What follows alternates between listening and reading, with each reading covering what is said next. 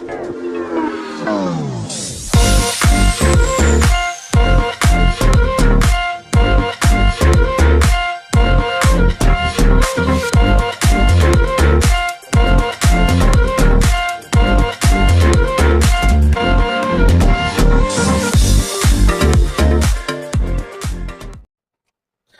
semua, selamat petang, salam sejahtera Malaysia.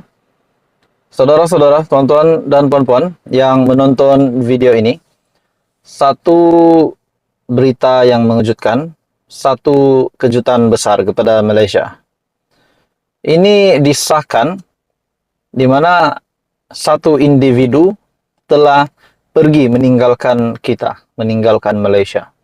Dan ini sudah pasti menggemparkan Istana Negara, menggemparkan Perdana Menteri Malaysia, Datuk Seri Anwar Ibrahim, menggemparkan Yang di-Pertuan Agong, Al-Sultan Abdullah Riayatuddin Al-Mustafa Billah Shah, dan Raja Permaisuri. Dan sudah pasti menggemparkan seluruh ahli politik di Malaysia. Disahkan, saudara-saudara, Agong, Raja Permaisuri, zahir takziah kepada keluarga bekas Presiden MCA. Jadi channel ini di kesempatan ini juga mengucapkan takziah kepada keluarga yang ditinggalkan.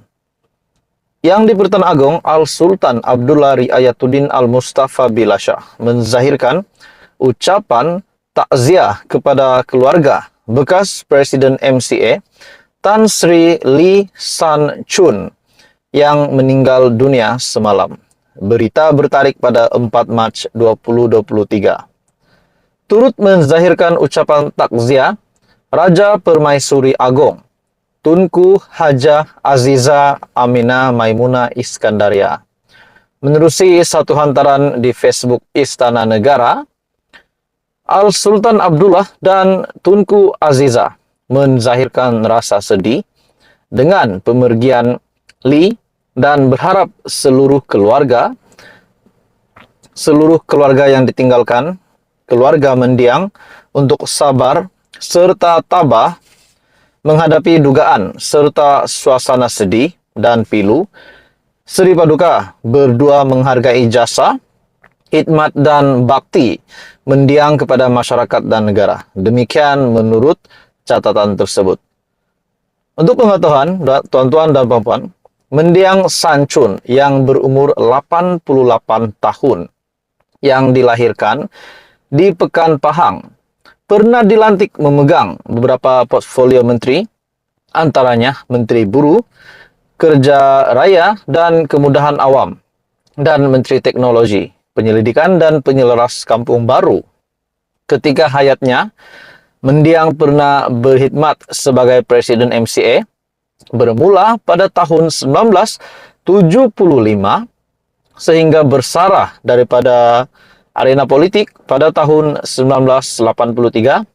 Selain pernah memegang jawatan Ketua Pemuda MCA dan pernah dilantik sebagai Setiausaha Eksekutif Parti Perikatan. Saudara-saudara, ini satu pemergian yang besar bagi saya, satu kejutan besar untuk Malaysia. Dan sudah pasti kepimpinan mendiang ini telah terpahat, telah menjadi sejarah di Malaysia. Di awal pembabitan dalam dunia politik, mendiang juga pernah bertanding pada PRU bagi kerusi Parlimen Kluang Utara dan memenangi kawasan itu pada tahun 1959.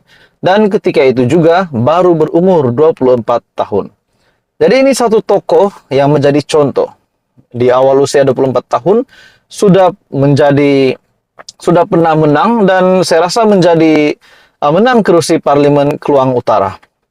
Tuan-tuan dan puan-puan semua, ini satu berita, satu pemergian yang mengejutkan Malaysia. Kita ucapkan takziah kepada keluarga mendiang. Salam takziah. Hai semua, salam sejahtera Malaysia. Saudara-saudara, di dalam kesempatan ini saya ingin menyampaikan satu berita mengejutkan, satu kabar mendukacitakan. Bagi saya ini satu pemergian yang saya lihat daripada artikel ini, pemergian individu ini yang tidak diratapi, Jadi pada akhirnya saya tertarik untuk melakukan video ini supaya ramai yang mengetahui tentang ini. Pemergian Dr. Kamal Al-Helbawi yang tidak diratapi. Kenyataan ini ataupun sumber artikel ini daripada Haraka Daily. Awal semalam waktu Malaysia.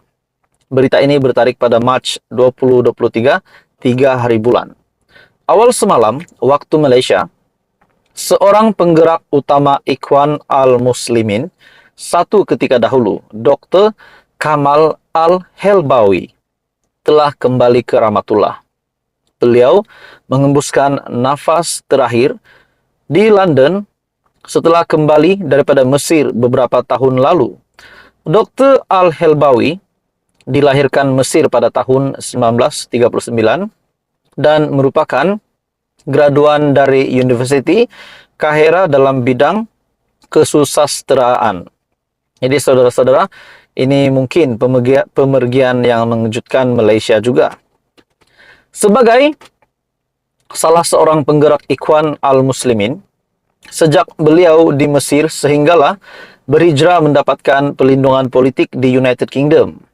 Jasa beliau terhadap dakwah dan pemikiran Islam cukup besar. Beliau pernah menghabiskan beberapa tahun berdakwah di Nigeria dan terlibat menasihati pimpinan Mujahidin Afghanistan ketika menghadapi pencerobohan Soviet Union.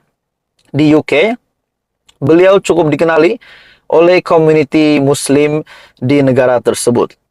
Beliau adalah antara pengasas Muslim Association of Britain ataupun MAB yang menghimpunkan ramai pemimpin dan ilmuwan Muslim di United Kingdom. Saya sempat beberapa kali bertemu dengan beliau sama ada di United Kingdom, dan ketika beliau berkunjung ke Malaysia menghadiri jemputan PAS. Jadi saudara-saudara, ini satu pemergian yang mengejutkan seluruh parti PAS bagi saya.